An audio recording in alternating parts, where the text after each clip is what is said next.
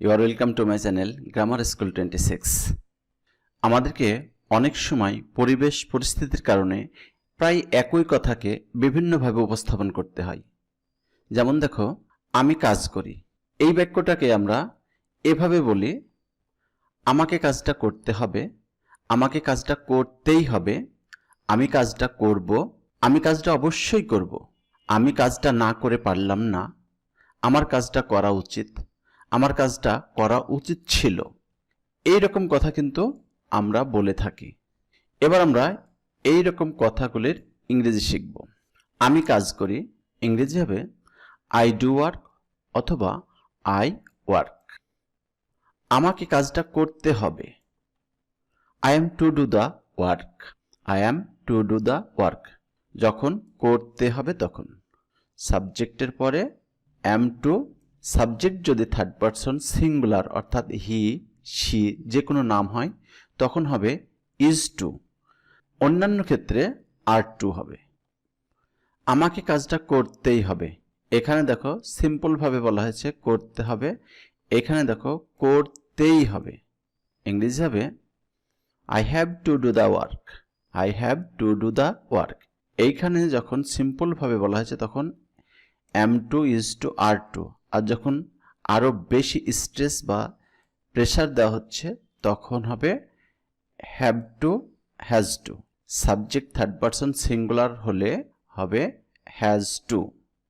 আবার কাজটা করতে হবে, দেখো এখানে আমাকে কাজটা করতে হবে, আমাকে কাজটা করতে হবে, আমি কাজটা করি।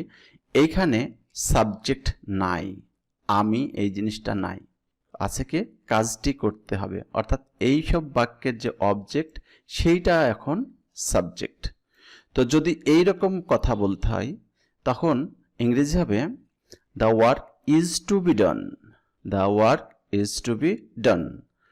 এইখানে কাজটি থার্ড পারসন সিঙ্গুলার তাই ইজ টু বি হয়েছে, আর যদি প্লুরাল হতো তাহলে আর টু বি হবে এবং শেষে যে মূল ভার্বটা থাকবে সেটার পিপি ফর্ম বা V3 হবে। আমি কাজটা করব, I shall do the work অথবা I will do the work.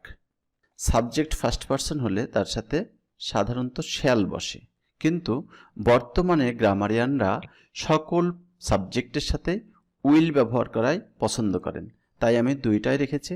তোমরা শ্যাল ব্যবহার করলে হবে, উইল ব্যবহার করলেও হবে। আমি কাজটা অবশ্যই করব, এখানে বলা হয়েছে আমি কাজটা করব, এইখানে আরও প্রেশার দিয়ে বলা হয়েছে অবশ্যই করব। ইংরেজি হবে I must do the work, I must do the work. আমি কাজটা না করে পারলাম না, এইরকম কথাও আমরা বলে থাকি।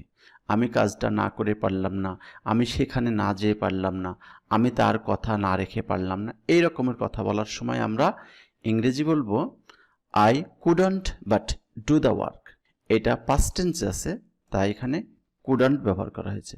যদি প্রেজেন্ট টেন্সে থাকতো তাহলে কান্ট ব্যবহার করতে হতো। আমার কাজটা করা উচিত, I should do the work, I should do the work. অথবা I ought to do the work. শুডের পরিবর্তে আমরা অট টু ব্যবহার করতে পারবো। আমার কাজটা করা উচিত ছিল, এখানে দেখো আমার কাজটা করা উচিত, কাজটা এখনো করার সময় আছে। আর এখানে দেখো আমার কাজটা করা উচিত ছিল, অর্থাৎ এই কাজটা করার সময় চলে গেছে, আর সময় নাই। ইংরেজি হবে I should have done the work. আবার আমরা এই বাক্যটাকে এভাবে বলি, কাজটা করা উচিত। এখানে দেখো আমি, আমার, তুমি বা তোমরা কেউ নাই, কাজটা করা উচিত। এর ইংরেজি হবে the work should be done, the work should be done. এইখানে আছে শুধু শুড, তারপরে ডু। আর এইখানে যখন কাজটা অর্থাৎ এইসব বাক্যের অবজেক্টটা যখন সাবজেক্ট হয়ে যাবে তখন শুডের পরে বি দিতে হবে এবং মেইন ভার্বের পিপি ফর্ম করতে হবে। আজ এ পর্যন্তই। ভিডিওটা ভালো লাগলে লাইক করবা, কমেন্ট করবা, আর তুমি আমার চ্যানেলে প্রথম হয়ে থাকলে চ্যানেলটি সাবস্ক্রাইব করবা। ভালো থেকো, সুস্থ থেকো, খোদা হাফেজ।